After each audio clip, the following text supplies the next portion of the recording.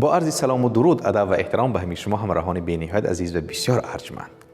امروز خواستم در مورد یک موضوع بسیار جالب درباره فایده کتابخوانی به شما صحبت داشته باشیم و در آغاز این صحبت می‌خوایم یک بیت بسیار زیبا و مشهوری اقبال لاهوری را برای شما پیشکش کنیم که گفته است: برگ و ساز ما کتاب و حکمت است، این دو قوه اعتبار ملت است. خوب همراهان عزیز، واقعاً با کتاب و کتابخوانی می توانیم در همه سمت رشد کنیم و این اعتبار ملت است که واقعا مردم تا چه اندازه کتاب می خوانند و از همین رو آدم‌های مختلف برداشت متفاوت از کتاب‌های گوناگون دارند. حتی ممکن است کتاب خاص بسته به سن و پس از زمینه‌های ذهنی خواننده تأثیری متفاوت بر آنها داشته باشد. خوب نوع و موضوعی کتابی که انتخاب میکنید با توجه به وضعیت روحی و شرایط زندگی شما میتواند راهگشا باشد و حالتان را همچنین بهتر کند. انتخاب و خواندن کتاب مناسب حس شادی و فرح از زندگی را افزایش میدهد که این را از ادبیات گذشته ما تا به امروز عالمان و ادبیات شناسان و نویسندگان و افراد زیاد تصدیق کردند و در این نوار از تأثیر کتابخوانی بر آدم‌ها میگوییم.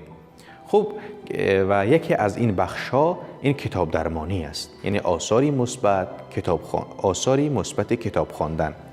کتاب دوستی خوب ماست و کتاب ما را به یک آدمی بهتر تبدیل داده میتواند و به دلیل نیست که عزیزان دل کتاب را دوستی خوبی انسان میدانند و یا انیس کنج تنهایی کتاب است میگویند. پژوهش‌های نو در کشورهای مختلف گذرانده شدند که با خواندن کتاب احساسی بهتر درباره زندگیشان انسانیت پیدا میکند.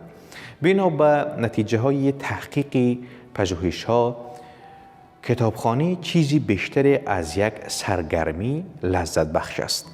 برای این اساس کتابخوان‌ها در ارتباط با دیگران بهتر عمل می‌کنند و شادتر و خرسندتر هستند. کتاب‌ها به ما در گرفتن تصمیم‌های مهم و تأثیرگذار کمک جدی می‌رسانند.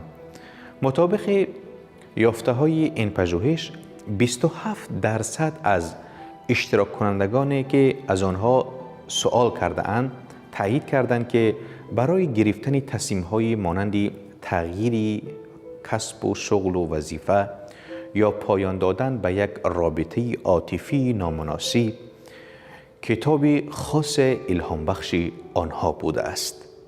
36% آنها اظهار داشتند که کتاب محرک آنها برای سفر کردن بوده است و 19% آنها هم معتقد بودند که با الهام گرفتن از کتاب سرگرمی نو شروع کرده اند و 38% شرکت کنندگان تاکید کردند که برای آرام شدن و کاهش استرس و احساسات کتاب می‌خوانند و 25% آنها هم بیان داشتند که کتاب باعث شده است به سلامتی عمومی خود بیشتر توجه کنند. از همه اینها که بگذریم، قهرمان‌های داستان‌ها شاید واقعی نباشد اما می‌توانند الهام بخش ما باشند.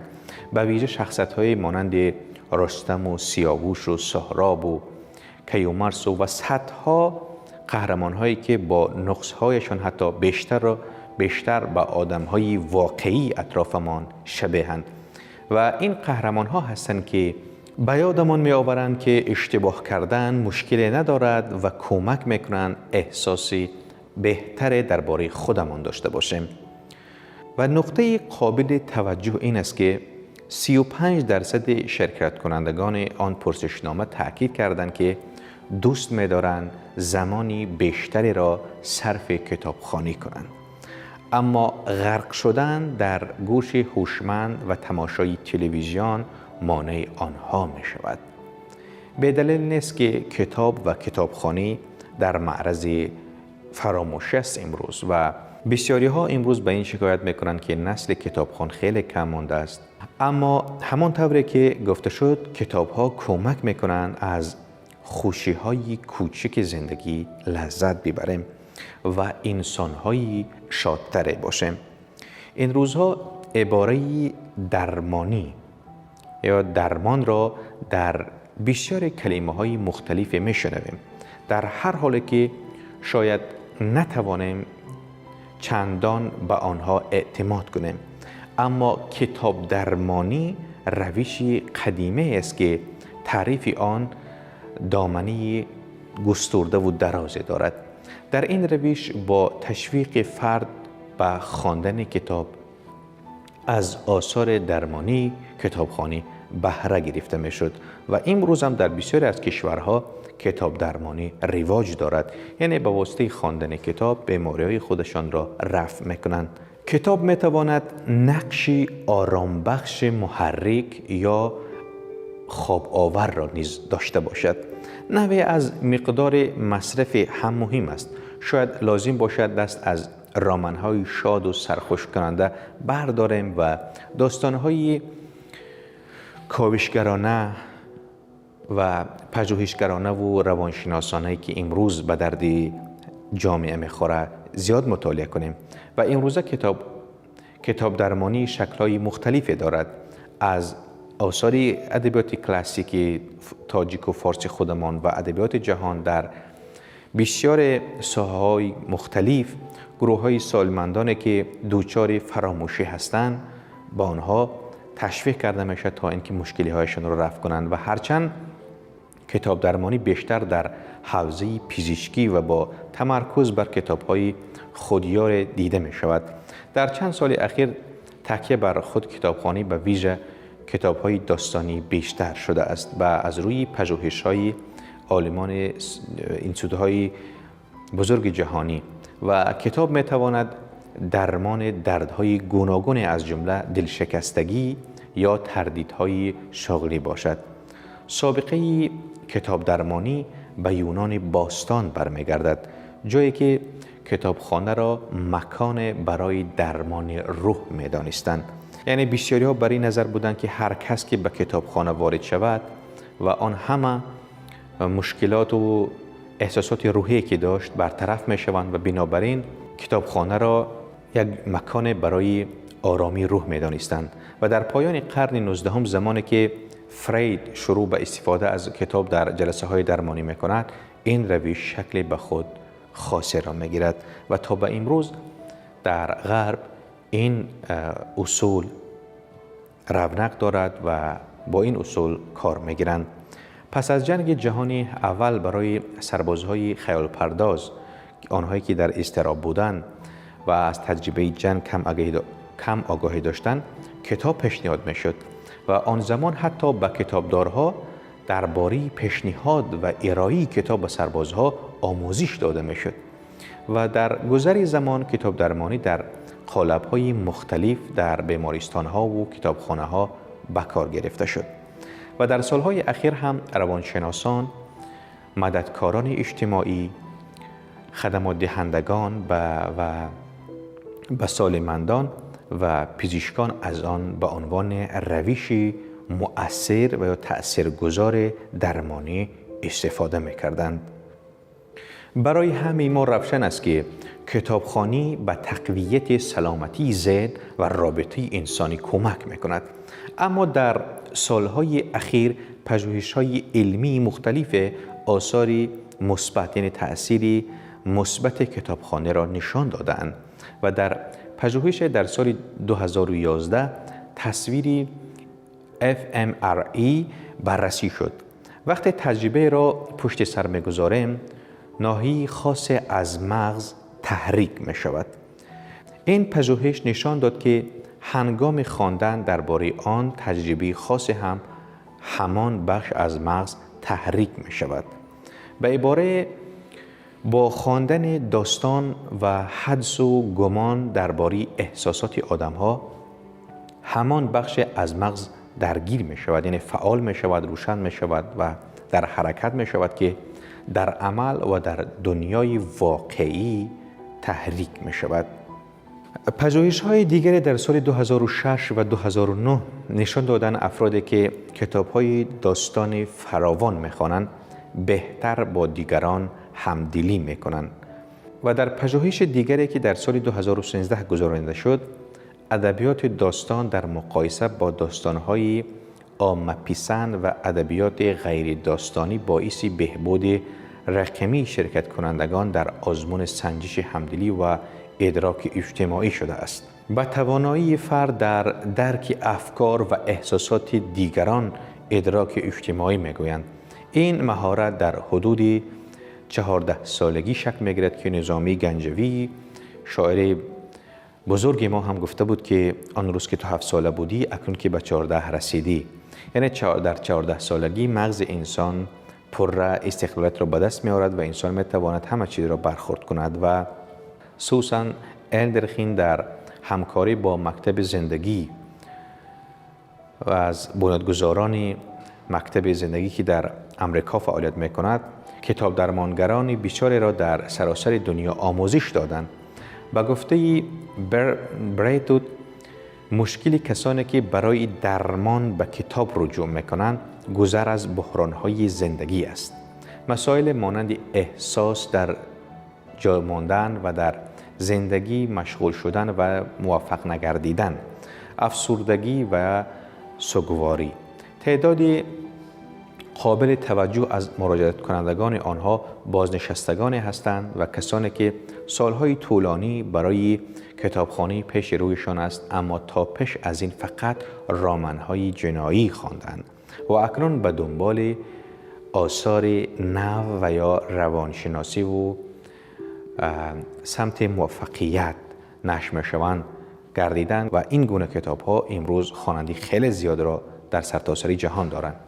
جالب این که بریتن و الدرکین در کتاب با نام داروی رمان فهرست از انواع بیماری‌های تهیه کردند و در این کتاب برای هر بیماری کتاب به عنوان درمان پیشنهاد شده است. مثلا برای درمان احساس شکست خواندن کتاب سرگذشتی، یعنی درباره این و یا آن قهرمانی که حیات و زندگی نامش را شرح می‌دهد تفسیر می‌دهند و با آنهایی که می‌خواهند در سمت موفقیت، تجارت کتاب‌های الهیده و با آنهایی که در هنگام نومیدی هستند کتاب‌های الهیده و عموماً در هر بخش کتاب‌های مخصوصی را آماده کردند که با آنها تفسیر می‌کنند.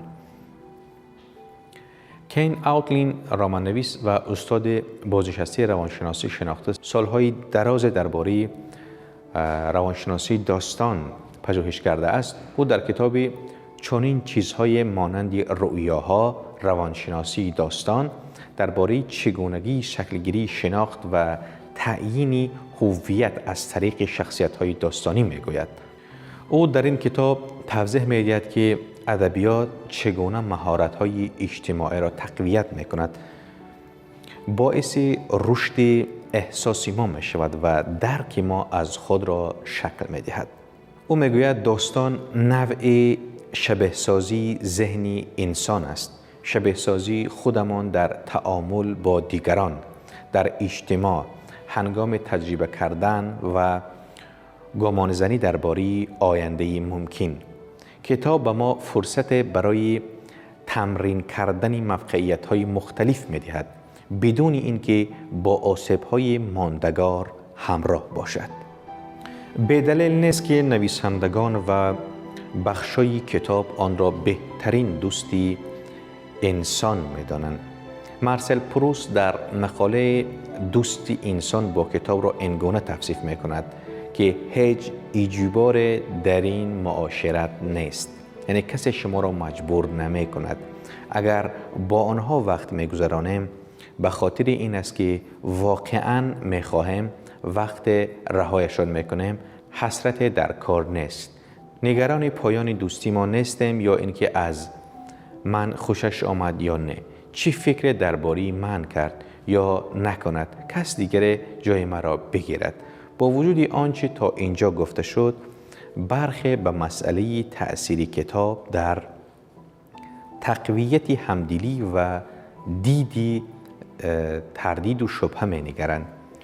سوزان که نویسنده کتاب همدلی و رمان یکی از این افراد است که گفته است به عقیده من میگوید اثبات این موضوع ساده نیست. به علاوه کتاب ها به خودی خود تغییر ایجاد نمی کنند. یعنی خواننده باید به عمق مسئله وارد شود، وارد داستان و واقعه شود تا ببیند که در ماجرا و یا در سرحد رمان داستان و یا حکایت چی میگذرد شریک شود. او همچنین میگوید همان طور که هر موضوعی کتاب تایید میکند، کتابخوان‌های زیاد ممکن است اجتماع گریز و تنبل به نظر برسند. به هر حال کتابخوانی کمتر به عنوان فعالیت گروه شناخته می شود. موضوعی کتاب بیشتر در تنهایی در کتاب‌ها غرق می شوند. با این حال که این همه تأثیر مثبت کتابخوانی را تایید می کند، او معتقد است ما باید لذت را که کتاب فراهم می کند مقدم بشماریم. لذت اخلاقی برای نشاندن واکنش احساسی درست به شخصیت‌های گوناگون در دور رنج آنها و عموماً مسئله‌های گوناگونی که انسانیت را فرا می‌گیرند همه حل و فصل یافته‌اند در کتاب و کتابخوان است که اون همه را می‌تواند پس سر کند و قدمی نوی را در زندگی برای خود شروع کند. البته مسئله ممکن است به شکل گوناگون باعث شود و واکنش شدیدتر درباره موقعیت‌ها و شخصیت‌های غیر واقعی شود که از سپر محافظتی داستان است. مثلا شاید از اشتیاق شخصیت اصلی به گرفتن انتقام، حمایت از احساس خوبی به آن پیدا کنیم، چون می‌دانیم که داستان است در حالی که در موقعیت واقعی چون این واکنش نشان نمی‌دهیم. کین به شدت از تأثیر مثبت کتابخوانی بر سلامتی فردی حمایت می‌کند. او میگوید کتابخوانی دریچه است برای خلاصی از روزمرگی زندگی و فشارهای روزمره آن. بنابراین حتی اگر با تأثیر کتابخوانی بر تقویت رابطه‌های انسانی موفق نباشیم، تأثیر آن را بر خودمان نمی‌توانیم انکار کنیم. یعنی خواندن کتاب حتما یک تأثیر به خواننده خود می‌گذارد. پژوهش‌ها نشان دادند که خواندن کتاب مغز را در وضعیتی خلاصه مانند خوشایند، یعنی وضعیتی مانند مدیتاسیا قرار می‌دهد که تأثیری مانند مراقبه بر سلامتی روح و جسم انسان را دارد. کسانی که به طور منظم کتاب می‌خوانند بهتر می‌خوابند، اضطراب کمتر دارند و درجه افسردگی در آنها کمتر و سطح عزت نفسشان بالاتر است. جانت وینترسون خیلی زیبا گفته است که شعر و داستان مانند دارو است. این دارو زخم‌های را درمان می‌کند که واقعیت بر قوه تخیل به جا گذاشته است. بینندگان عزیز، به این چند سوال ما لطفاً پاسخ بگویید که آیا شما واقعاً کتابخوان واقعی هستید؟ طرفدار چه نوع کتاب‌هایی هستید؟ شما هنگام کتاب خواندن چه حسی از خود پیدا می‌کنید؟ به نظرتان کتابخوان‌ها آدم‌های بهتری هستند؟ چقدر با تأثیر کتابخوانی بر تقویت همدلی موافقید؟ آیا تأثیری مثبت کتابخوانی را در خودتان یا در افراد دوست یا دیگران مشاهده کردید؟ و یا خواندن چگونگی این تاثیرگذاری میتواند برای خیلی ها جذاب باشد؟ لطفاً اگر این نوار را تا خریده باشید و این سوالهای ما را شنیده باشید، به این سوالها در کامنت پاسخ گذارید. درباره کتاب و کتابخوانی و فایده کتاب بود که با شما صحبت داشتیم. تا برنامه دیگر با مرکز خرد بمانید. موفق و سربلند بمانید.